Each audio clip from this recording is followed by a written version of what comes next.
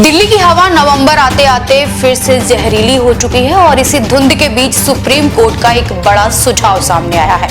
अदालत का कहना है कि अब समय आ गया है जब लग्जरी पेट्रोल डीजल कारों को चरणबद्ध तरीके से सड़क से हटाने पर विचार होना चाहिए।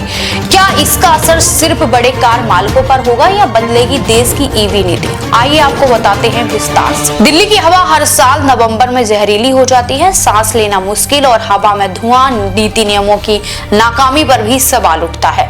ऐसे माहौल में सुप्रीम कोर्ट का नया सुझाव सुर्खियों में है। 13 नवंबर 2025 की सुनवाई के दौरान जस्टिस सूर्यकांत और जस्टिस बागची की बेंच ने कहा, पेट्रोल और डीजल से बचने वाली लग्जरी कारों पर चरणबद्ध प्रतिबंध लगाया जा सकता है। कोर्ट का मानना है कि जब देश तेजी से इलेक्ट्रिक वाहनों की तरफ बढ़ रहा है तो वीआईपी, कॉर्पोरेट और हाई एंड ग्राहकों के लिए भी बड़ी इलेक्ट्रिक कारें अब आसानी से उपलब्ध है।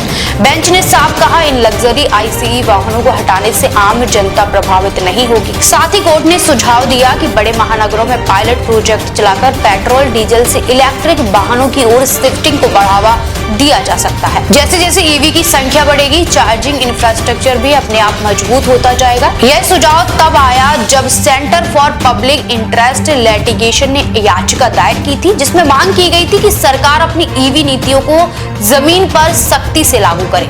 याचिका का प्रतिनिधित्व वकील प्रशांत भूषण कर रहे हैं। केंद्र सरकार की ईवी नीति पर 13 मंत्रालय एक साथ काम कर रहे हैं। सुप्रीम कोर्ट ने केंद्र से सभी नीतियां, नोटिफिकेशन और अब तक के हुए डेवलपमेंट की विस्तृत रिपोर्ट मांगी है। अब सवाल यह है कि क्या लग्जरी पेट्रोल डीजल कारों पर पाबंदी लगने वाली है? यह तो आने वाली रिपोर्ट और अगली सुनवाई में तय होगा, लेकिन इतना तय है कि भारत की ईवी पॉलिसी एक बड़े मोड़ पर खड़ी है। अगली सुनवाई 4 हफ्ते बाद होगी, जिसमें सरकार अपनी विस्तृत रिपोर्ट पेश करेगी। देश विदेश की तमाम बड़ी खबरों के लिए देखते रहें किनी टाइम्स। वीडियो को लाइक करें, चैनल को सब्सक्राइब करना ना भूलें।